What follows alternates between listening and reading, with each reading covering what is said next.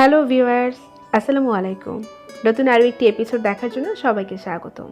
আপনাদের জন্য আজকের আয়োজনে থাকছে স্পাইসি চিকেন মশালা পাস্তা।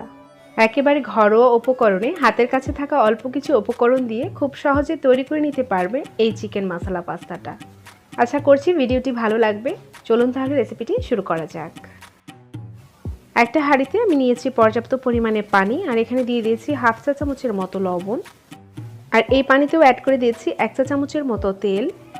আর সেদ্ধ করার সময় এভাবে একটু তেল দিয়ে নিলে কিন্তু পাস্তাটা একেবারেই ঝরঝরে থাকবে। আর পানিটা ফুটে উঠেছে, এখানে অ্যাড করে দিয়েছি 2 কাপের মতো পাস্তা।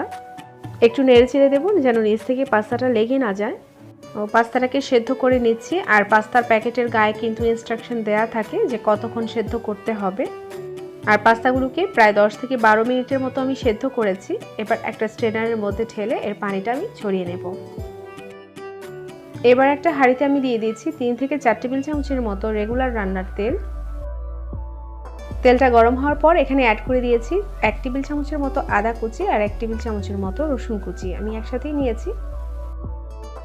আদা রসুনটাকে আমি একটু ভেজে নেব, এর কাঁচা গন্ধটা দূর হয়ে যাওয়া পর্যন্ত। রসুনটা ভাজা হয়ে গেলে এখানে আমি অ্যাড করে দিয়েছি বোনলেস চিকেন 1 কাপের মতো।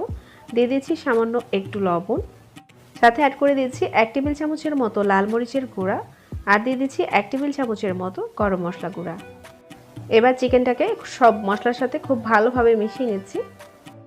এই পর্যায়ে চুলা ফ্লেমটাকে আমি মিডিয়াম হিটে রাখবো যেন চিকেনটা একদম ভাজা ভাজা হয়ে যায়। আর এর থেকে কমিয়ে রাখলে কিন্তু চিকেন থেকে পানি ছেড়ে দেবে।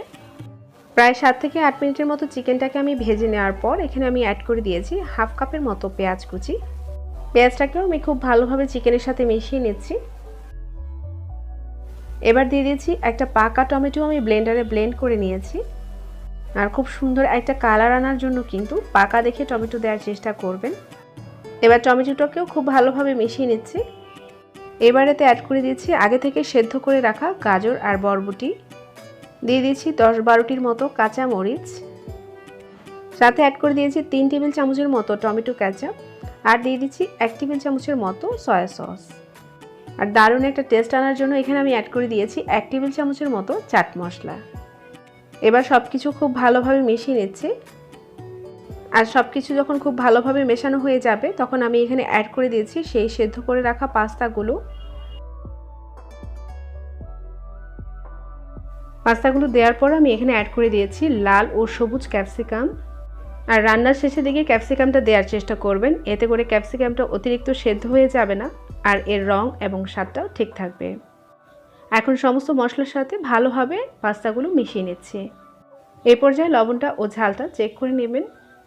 এরই মাঝে পাস্তা রান্নাটা হয়ে গেছে। আমি চুলার ফ্লেমটা বন্ধ করে আপনাদেরকে এটা সার্ভ করে দেখাচ্ছি। ঘরে থাকা অল্প কিছু উপকরণ দিয়ে তৈরি হয়ে গেছে দারুণ মজার মশালা পাস্তা। আর এটা দেখতে যতটা লোভনীয়, খেতে কিন্তু সত্যি অসম্ভব মজা।